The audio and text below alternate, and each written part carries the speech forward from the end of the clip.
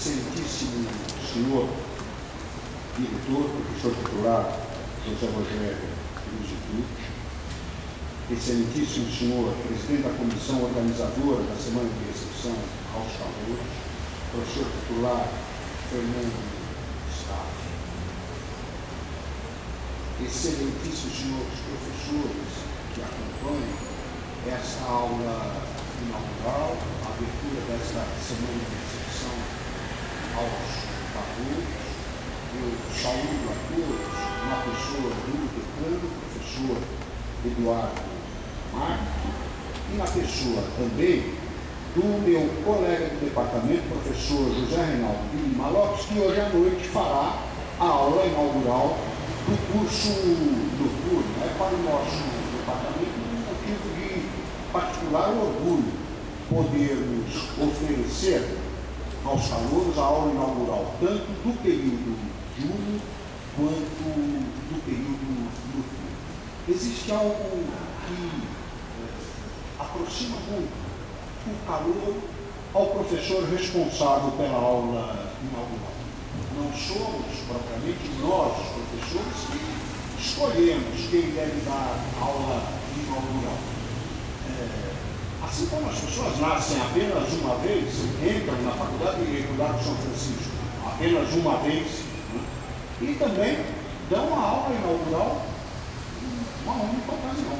Os professores têm uma escala para ministrar essa aula, essa escala deve ser obedecida. Bem da verdade, quem deveria ter dado a aula de hoje seria o professor Scaff, mas como preside a comissão, sentiu-se, digamos, incomodado com essa dupla situação e acabou cedendo a sua posição para mim. Então, isso aproxima muito a todos nós. Eu queria saudar também aos funcionários da faculdade, aos estimados alunos, as senhoras, senhores, pais, parentes e amigos dos calouros, mas de modo muito especial e muito carinhoso, eu gostaria de fazer uma saudação aos calouros, a esses que estão assistindo pela primeira vez uma aula na nossa faculdade. Sei perfeitamente da responsabilidade do professor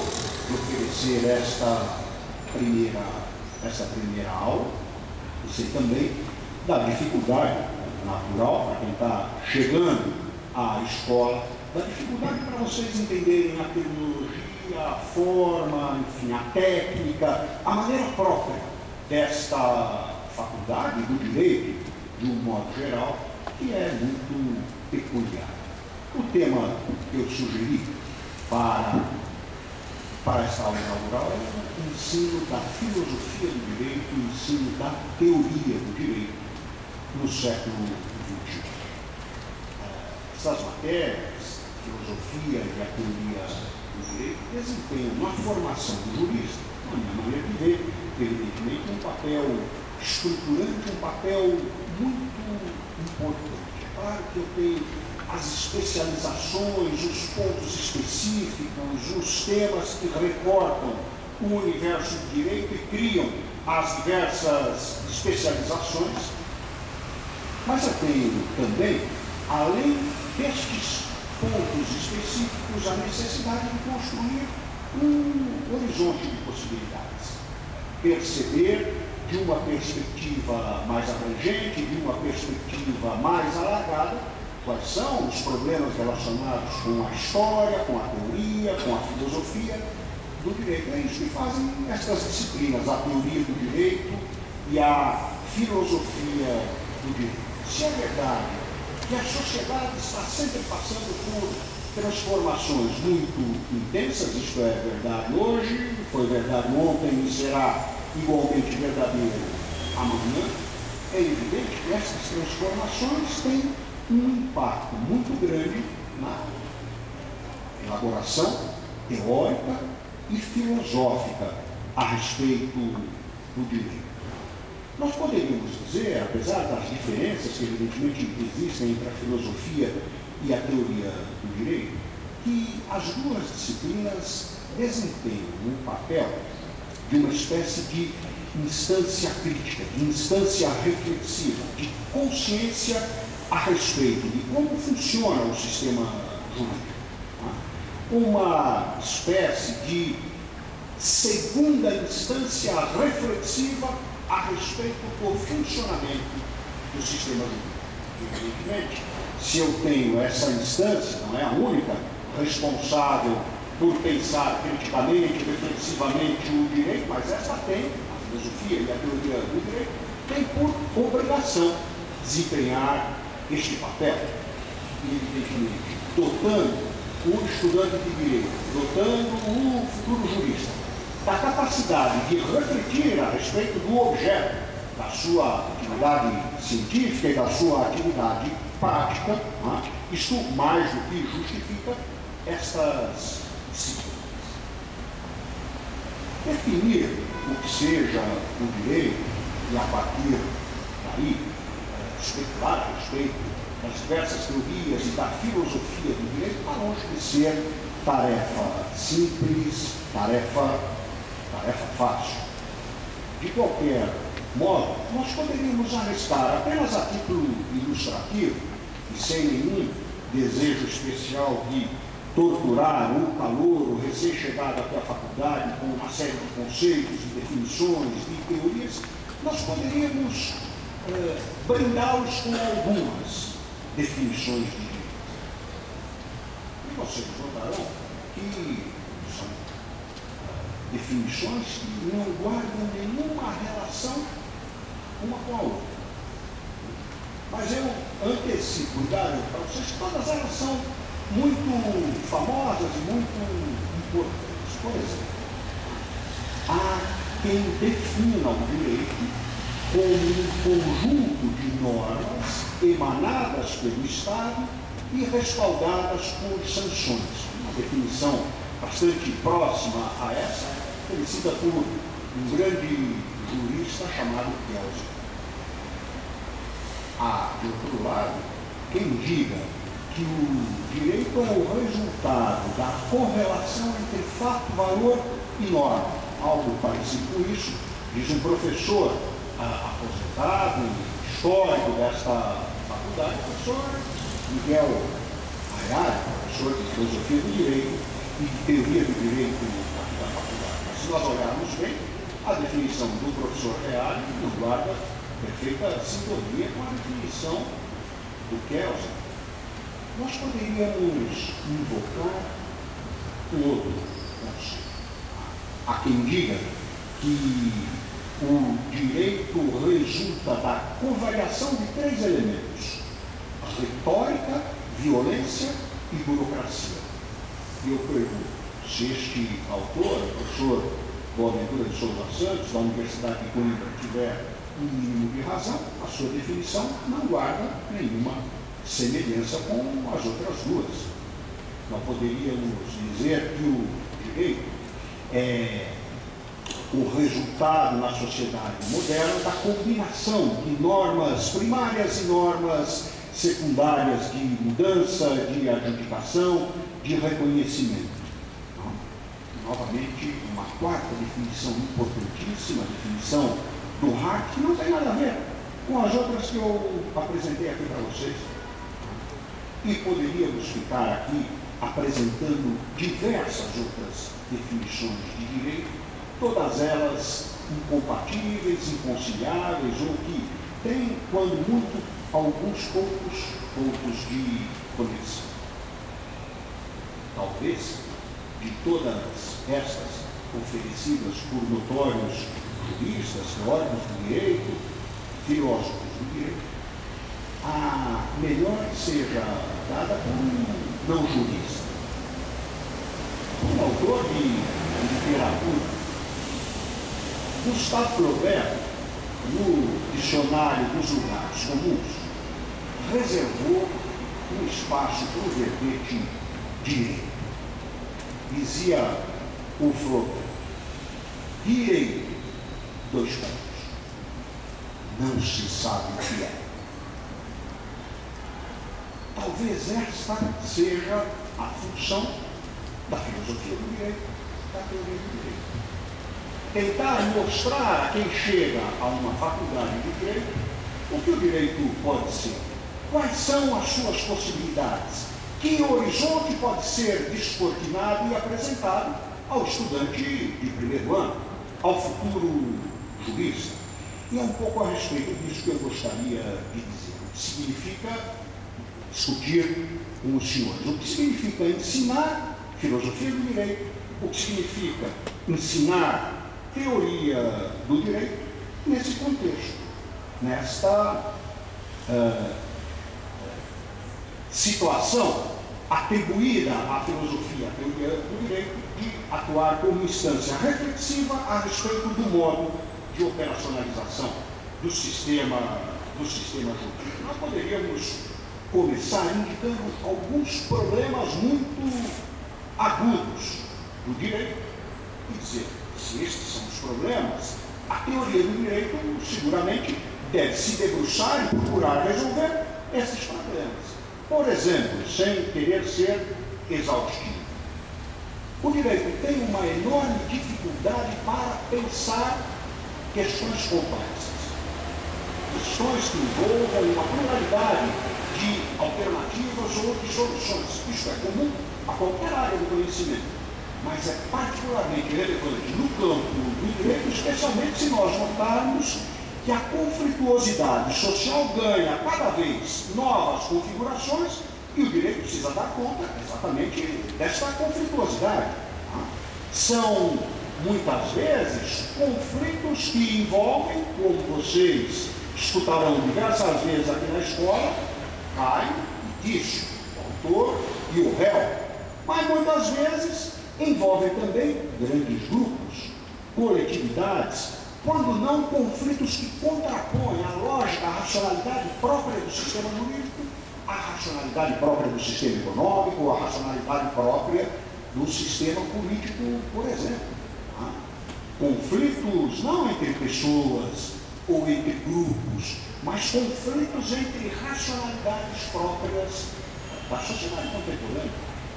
Este é um problema a ser enfrentado, uma agenda constante, uma agenda sempre renovada da teoria do direito. Além de ter dificuldade para pensar as questões complexas, o direito, de uma forma geral, e evidentemente isso recai sobre a teoria e a filosofia do direito, tem também uma enorme dificuldade para pensar nos grandes números, para pensar em problemas coletivos, em conflitos jurídicos que se irradiam para a sociedade como um todo e de maneira viral, automática, como, por exemplo, as questões relativas ao uso da internet podem fazer com que nós especulemos. O direito tem muita dificuldade para se adaptar aos grandes números, ao impacto geral e coletivo das operações do sistema jurídico. Evidentemente, teóricos e filósofos do direito devem se debruçar sobre esses temas, não apenas eles, é claro. Professores de processo civil, por exemplo, têm que se debruçar a respeito do mesmo tema. Operadores do direito, juízes, advogados, promotores, e, além disso, um outro problema comum à teoria e à filosofia do direito, e há mesmo quem coloca a teoria e a filosofia do direito como um ponto de aproximação, um ponto de contato com outras áreas do mundo social ou com outras atividades científicas ou ramos do conhecimento, como a ciência, a economia, a política, e atribuam à filosofia e à teoria do direito justamente esse papel de aproximar e trocar impressões entre a perspectiva do direito e a perspectiva dessas outras áreas do conhecimento.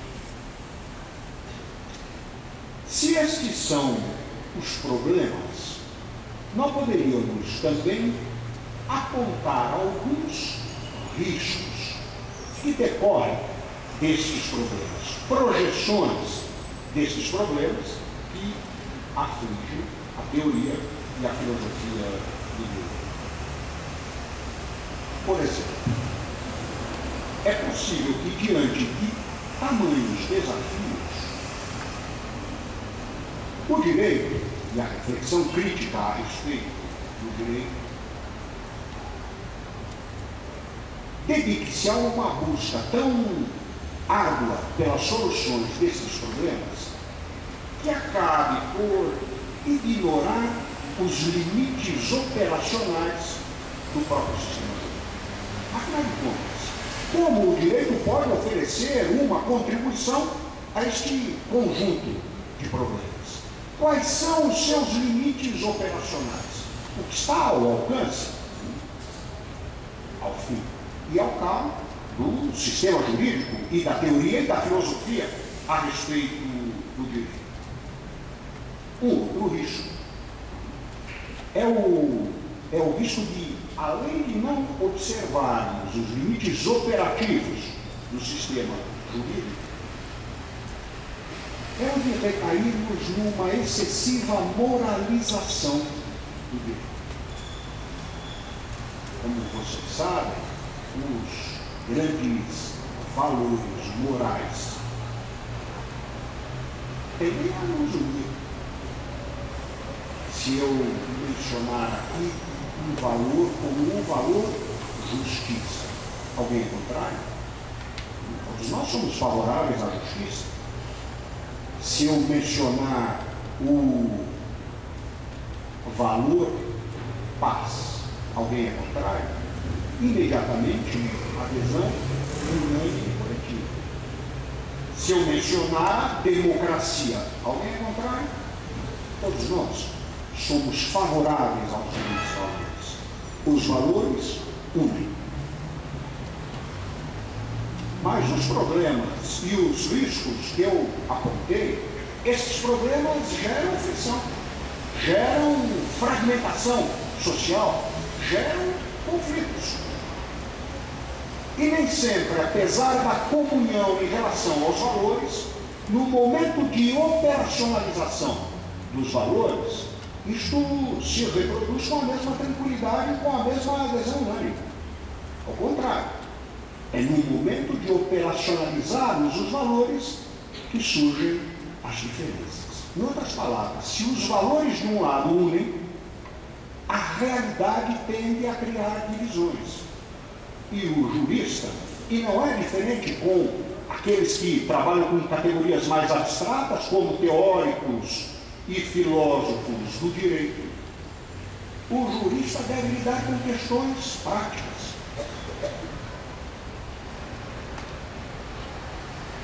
E é exatamente aqui que a moralização excessiva do direito pode nos colocar diante de impasses, de paralisias. E a teoria do direito não pode se omitir diante desses problemas. Um terceiro risco que poderia ser mencionado, e a partir daí eu vou criando um quadro para imaginar possibilidades alternativas para a teoria do direito e para a filosofia do direito. É o risco de que nós incorramos numa desdiferenciação, se é que a palavra existe, entre aspas, uma desdiferenciação, tornar o direito indistinto em relação a outros sistemas operacionais da sociedade moderna ou a outras áreas do conhecimento. Como disse agora há pouco o professor Ponte, aqui na frente da faculdade está escrito Faculdade de Direito. Você não é para o curso de contabilidade, nem para o curso de medicina. É natural que aqui nós tenhamos um tipo de formação e de preocupação diferente. Se vocês estiverem circulando com o automóvel aí pela cidade e furar o pneu, será totalmente inútil sacar da mochila a Constituição ou o Código Civil. É preciso saber como é que se troca um pneu furado. Em contrapartida, dependendo do tema, eu posso invocar o Código Civil, o Código de Processo, a Constituição, de maneira muito pertinente. Ou seja, o direito possui uma especificidade que o diferencia de outras áreas. Cabe à teoria do direito examinar, a filosofia do direito, examinar reflexivamente criticamente quais são esses limites operativos e respeitar esta diferenciação entre o direito e outras áreas do conhecimento. Este é o pressuposto para que nós possamos pensar também na relação entre direito e economia, direito e política, direito e ciência, e assim por diante. Nós temos, nos últimos anos, nas últimas décadas, desbravado vários campos na teoria do direito, na filosofia do direito, na reflexão jurídica de uma maneira geral. Discute-se muito direito e economia, direito e política, direito e homossexualidade, direito e feminismo, direito e arte, direito e cinema, e por aí vai. O grande risco, da perspectiva que eu adoto para construir o meu argumento, não é o de acoplarmos ao direito outras coisas. O grande risco não reside no coletivo e, direito e algo mais.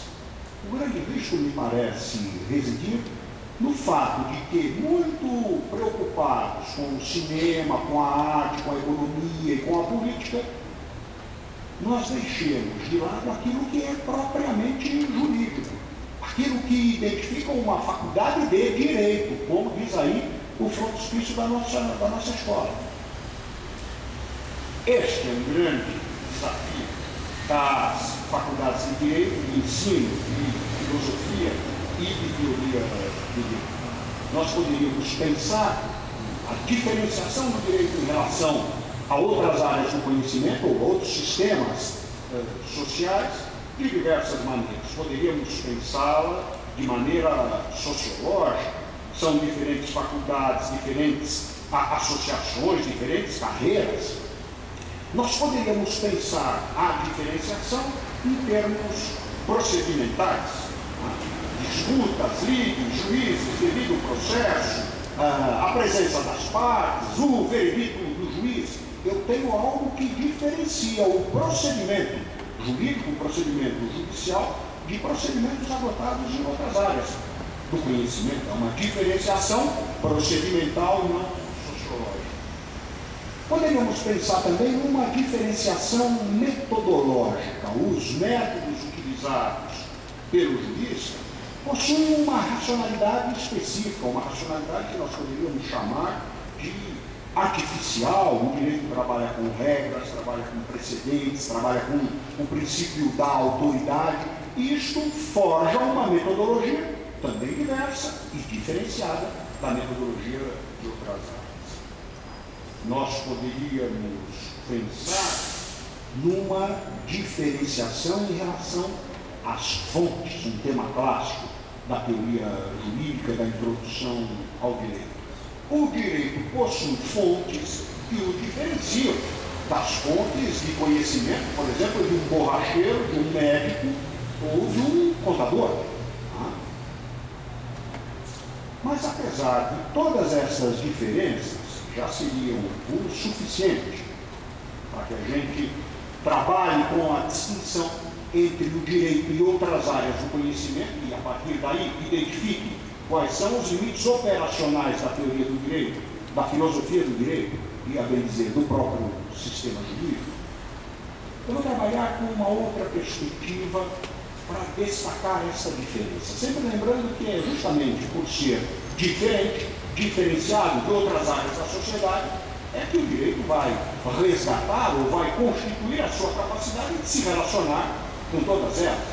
De maneira nenhuma nós podemos pensar o direito como um sistema fechado, um sistema insensível, ou que não mantenha um tipo de contato com o ambiente que o circunda, justamente o oposto.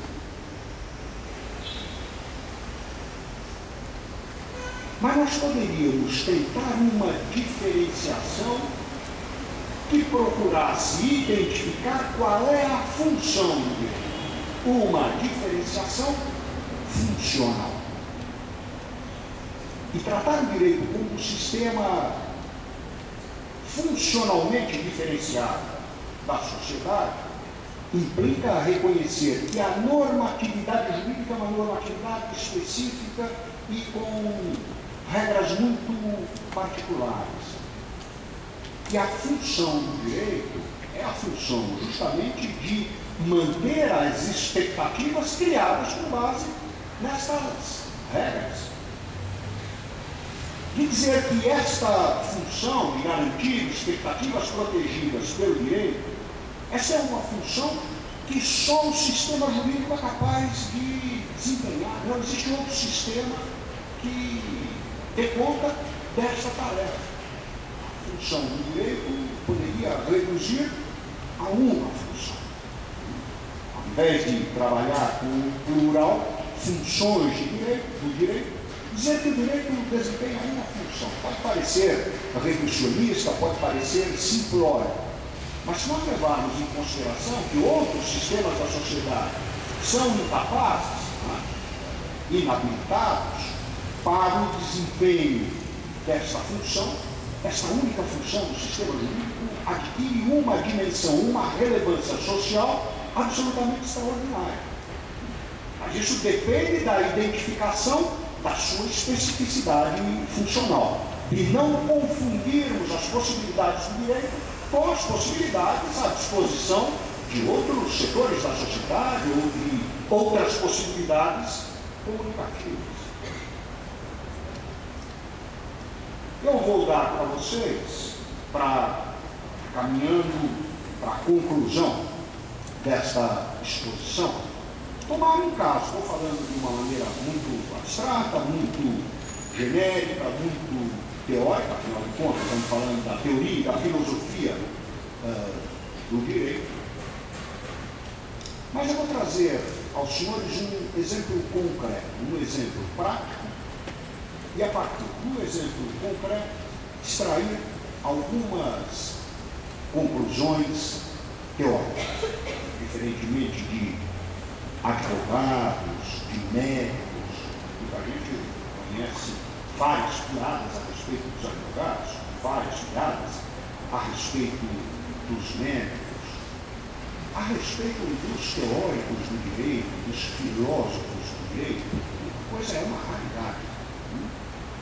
A abstração, a generalidade, o enigma por trás dessas atividades é tão grande que nem piada a respeito de filósofo do direito a gente conhece. Uma ou outra a gente poderia arriscar.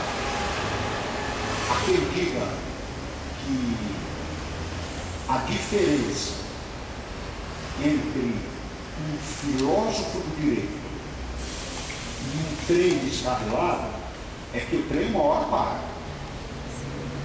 E o filósofo do direito talvez não termine nunca a sua reflexão.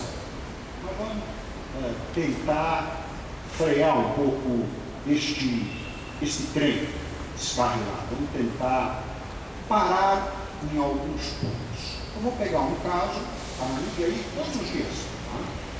Não entro aqui em considerações políticas, em considerações econômicas, em considerações morais a respeito do caso, mas pego o caso como um exemplo. E pego o caso da maneira como ele tem aparecido com tanta intensidade na mídia. O chamado caso do petróleo. Difícil não fazer considerações de ordem moral, de ordem política a respeito de um caso desta envergadura, mas vamos deixar, ou tentar pelo menos, deixar isto de lado. O que a imprensa tem noticiado é que este caso está sendo discutido na Justiça Federal do Paraná, esse caso está sendo discutido também na Polícia Federal. Esse caso, possivelmente, nos próximos dias, começará a ser discutido simultaneamente perante o Supremo Tribunal Federal. Há quem diga que a Corregedoria Geral da União também tem tratado desse caso. O TCU, Tribunal de Contas da União, tem dado manifestações de que entende que nos acordos de leniência ele deveria ser escutado. O Ministério Público tem atuado nestas diversas esferas. Há quem diga que já foram ajuizadas algumas ações no exterior para tratar desta matéria. O que tudo isso tem a ver com os problemas que eu estou falando de identificação de uma especificação funcional do direito, isso tudo tem a ver com os riscos de nós tornarmos o direito um sistema indiferenciado ou incapaz de dar conta de situações de elevada complexidade, que envolvam grandes números, que exponham o sistema jurídico a um diálogo com a economia e com a política. Ora, um caso como esse reproduz na prática tudo aquilo que eu estava descrevendo para vocês até agora, teoricamente. Por acaso, velha teoria jurídica, antiga teoria jurídica, que trate do sistema de fontes, do conceito de norma, da questão da hierarquia entre as leis, será que ela é capaz, uma teoria jurídica montada nos moldes ou na inspiração do velho liberalismo do século XIX, ou mesmo do Estado intervencionista do século XX? Será que a velha teoria do direito é capaz de oferecer respostas para problemas desta envergadura, que na verdade não são muito diversos de outros? Eu estou pegando o Petrolão porque é o mais recente, mas a todo momento surgem temas de teoria do direito e de filosofia do direito, que pelo menos exigem uma enorme revisão da filosofia e da teoria do direito, com um impacto devastador sobre a sociedade e a atividade dos profissionais do direito. Eu lembro rapidamente um que era apontado, até recentemente, como um caso que gerou a indenização de honorários de advogado, a maior indenização da história do direito brasileiro.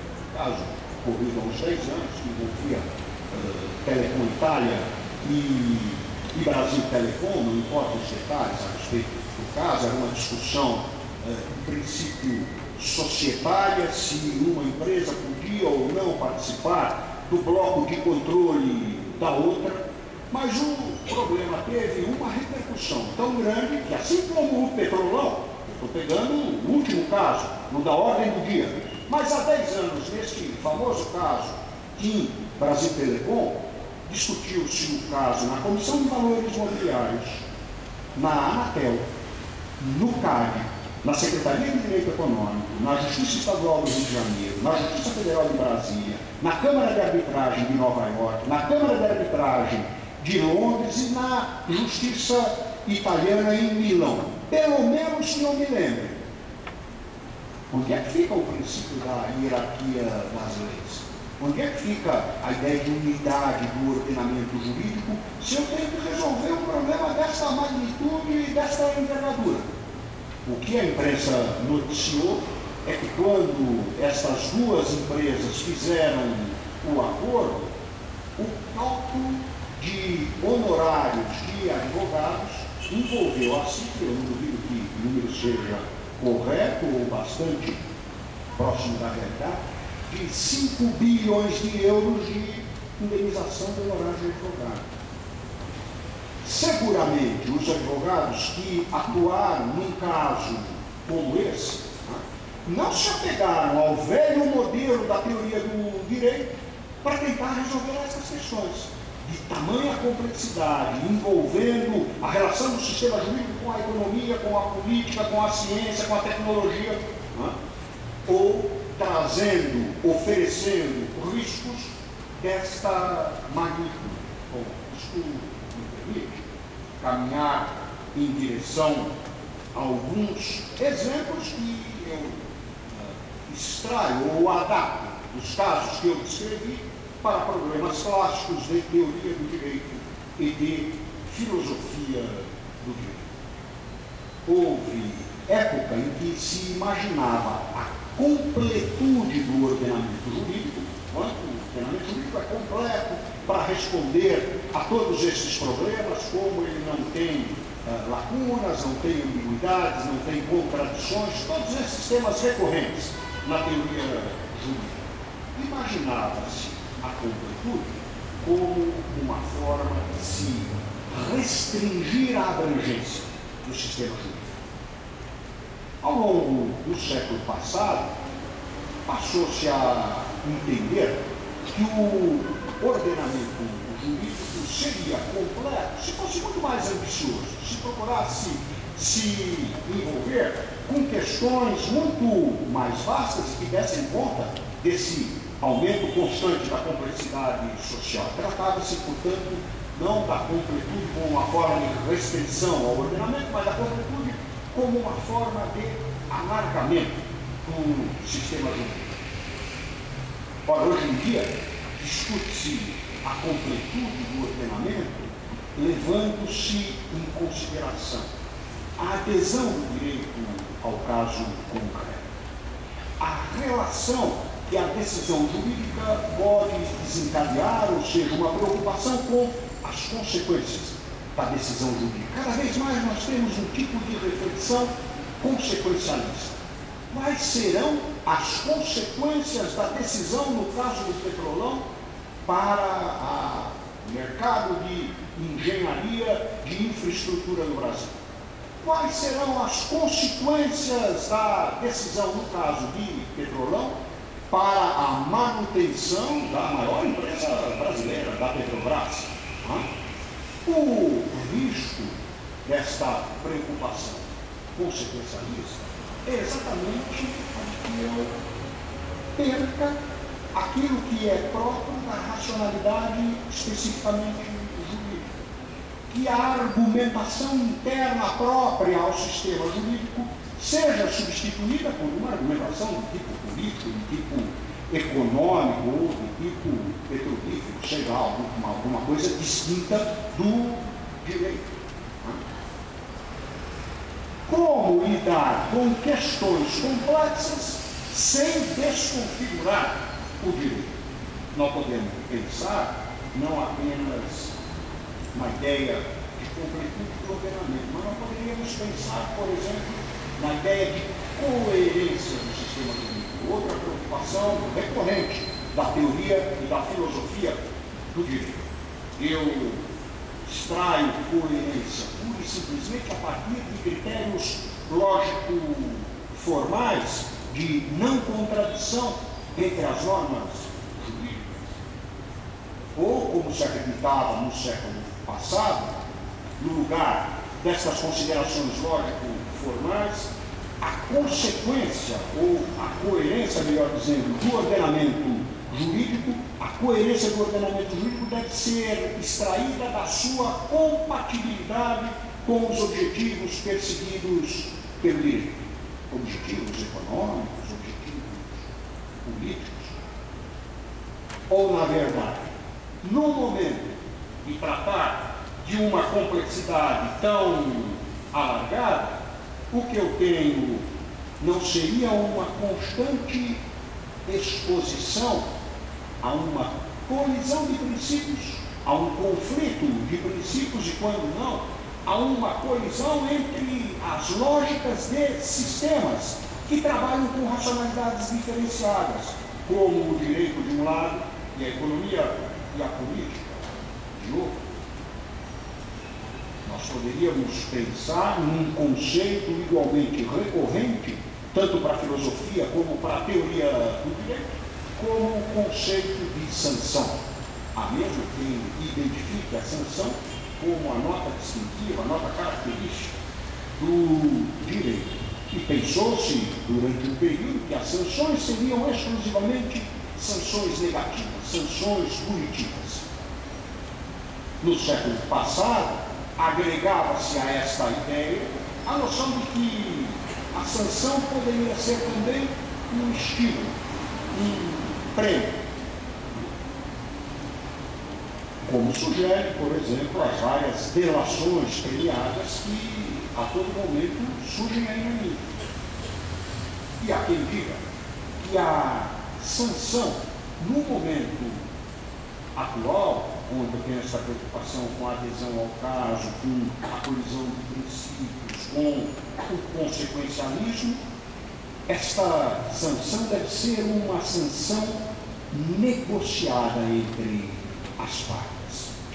Não é a mesma coisa tratar a sanção exclusivamente como sanção penal, como fez durante um bom tempo a teoria do direito, e tratar da sanção como algo que é objeto de negociação, objeto de uma transação. Isto envolve, e nestes casos todos que eu estou escrevendo, Petrolão, aquele velho caso do setor de telecomunicações, muito possivelmente negociações desse tipo ocorreram ou ocorrerão. E, finalmente, nós podemos pegar um outro conceito recorrente da reflexão crítica a respeito do direito, da reflexão de teoria do direito, é o conceito de regra. Imaginou-se durante o período do liberalismo que a relação entre direito e regra fosse a de atribuição ao direito do papel da regra do jogo. O direito define qual a regra do jogo a ser seguida, que os juristas costumam designar por modelo jurídico liberal. Ao longo do século passado, muito mais do que uma preocupação com a regra do jogo, os juristas dedicaram muito da sua atenção na filosofia e na teoria do direito para saber, afinal de contas, quais eram os objetivos perseguidos pelas regras. O direito passa a ser visto menos como a regra do jogo e valorizado mais pela sua capacidade de atingir determinados objetivos, determinadas metas sociais. Nestes dois casos que eu estou mencionando aqui para vocês, tanto do Petrolão quanto o das telecomunicações, entre TIM e TRT, talvez eles estejam apontando noutra direção. O direito não é necessariamente percebido nem como a regra do jogo, e nem o que está posto em discussão são os objetivos das regras. É possível que os advogados que ganharam ali 5 bilhões de euros de honorários tenham se dado conta e utilizado, com recursos teóricos muito distintos dos tradicionais, tenham se dado conta de que no direito contemporâneo instaura-se um conflito entre as regras, ou mais do que isso, um jogo com as regras. Eu parto da ideia do direito como regra do jogo e chego, possivelmente, na reflexão contemporânea, a uma situação na qual se instaura um jogo com as regras. Vocês serão estudantes de direito que deverão lidar com esse tipo de problema. O papel da filosofia do direito e da teoria do direito é exatamente o de ajudá-los a refletir, a pensar a respeito da complexidade destas situações.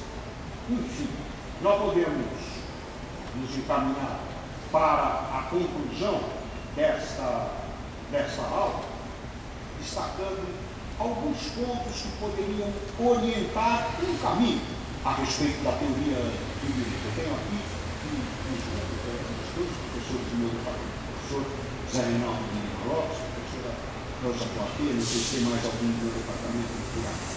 Nós somos lá em 17 professores. Eu duvido que um pense exatamente da maneira do outro, levando em consideração os 17. Cada um pensa da sua maneira. Muito possivelmente, o professor José Reinaldo destacará hoje à noite problemas da filosofia do direito, da teoria do direito, que não tem absolutamente, não guardam semelhança alguma com o que eu estou discutindo e apresentando aqui para os senhores. Isso não significa, evidentemente, que ele esteja errado, muito menos que eu esteja certo, ou o contrário. Tenho enorme respeito pela maneira como ele e os meus demais colegas tratam dos problemas do direito e tenho absoluta certeza de que eles também têm o maior respeito pela maneira como eu vejo estes problemas. Isso não impede que a gente possa dialogar, mas mostra a riqueza que está por trás da teoria do direito. Eu poderia, a título de uma conclusão, apontar algumas características que, na minha maneira de ver, orientam a reflexão a respeito do futuro da teoria do direito, da filosofia do direito, e de como ensinar essas disciplinas no século XXI. Essas disciplinas não podem se furtar do trabalho de descrever, reconstituir e compreender aquilo que é a racionalidade especificamente jurídica. Não pode se furtar a descrever os limites do direito e se desapegar da velha mitologia que insiste em conceitos do tipo natureza, razão, linguagem, valores, produtos e produtos afins da teoria do direito.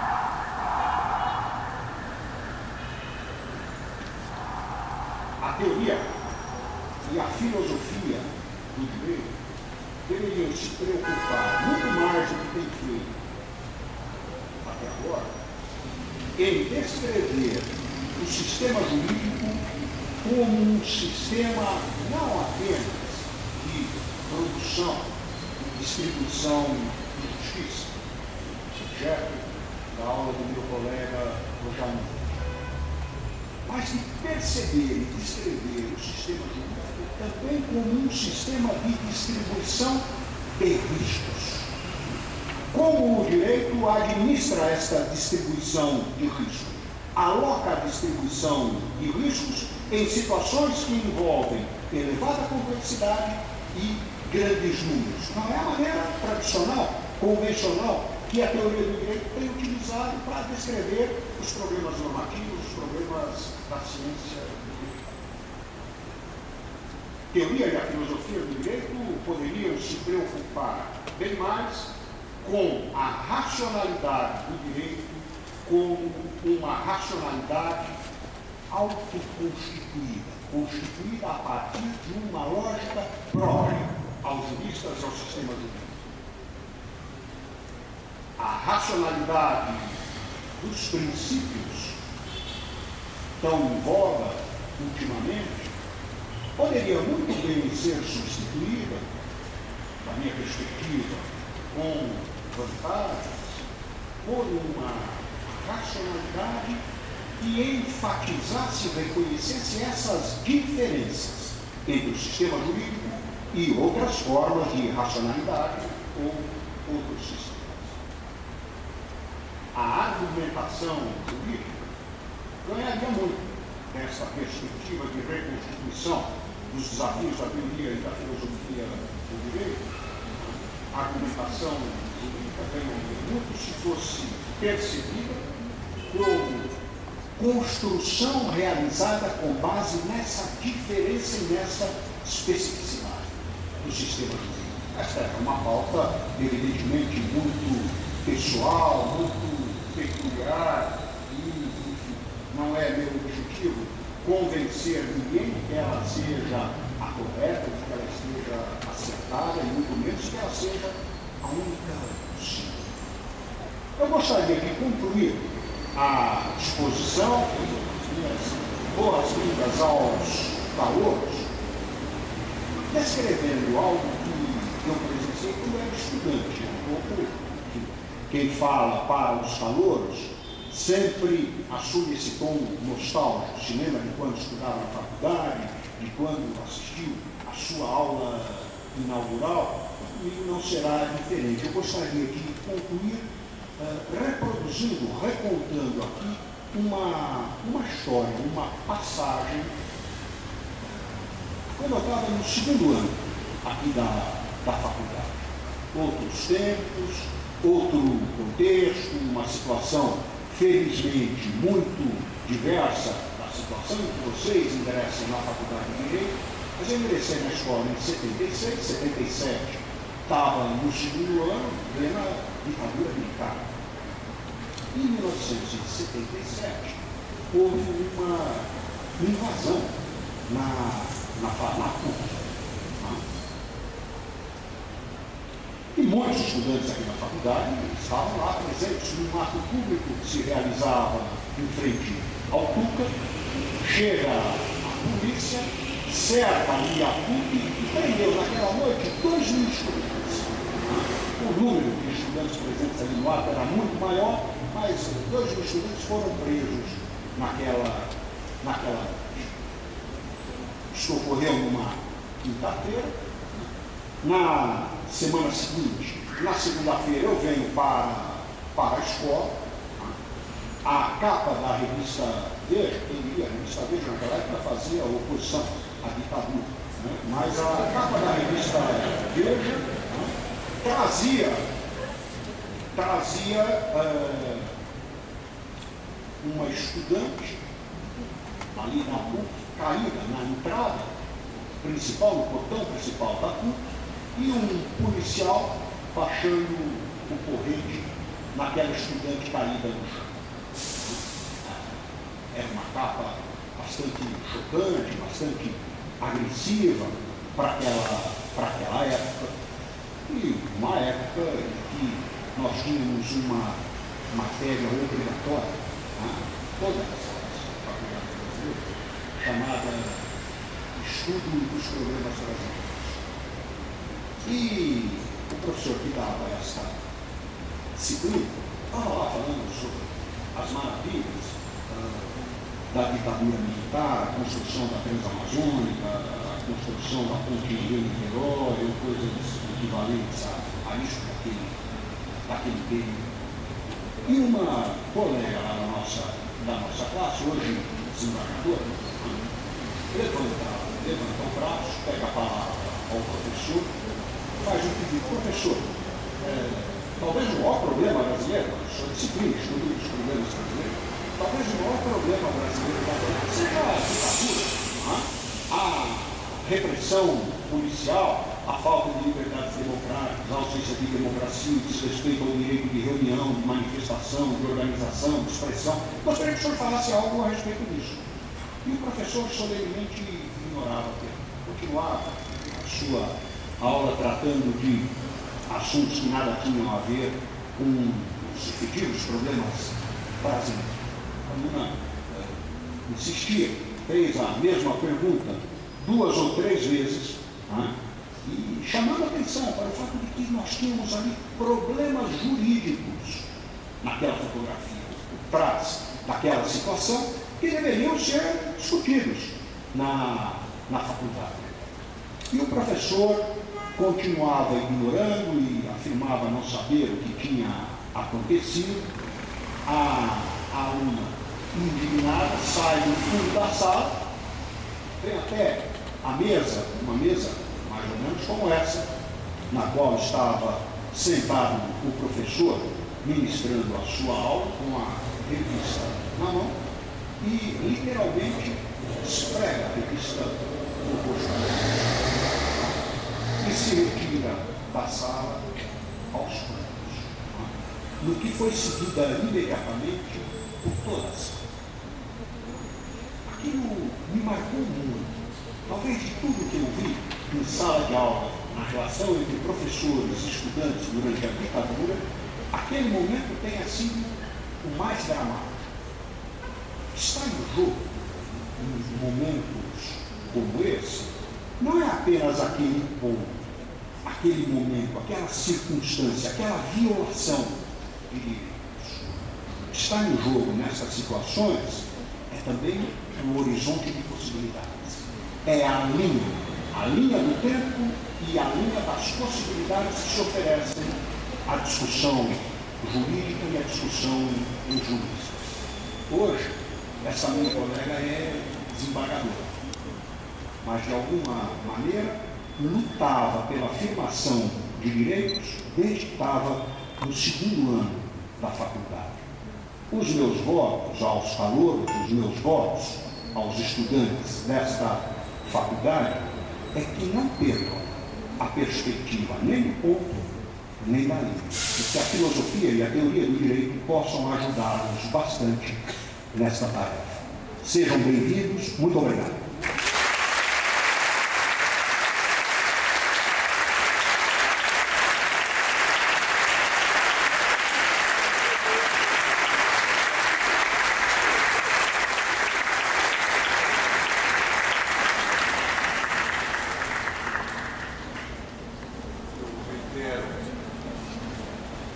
agradecimento aos membros da comissão que organizou a semana de restituição ao calor.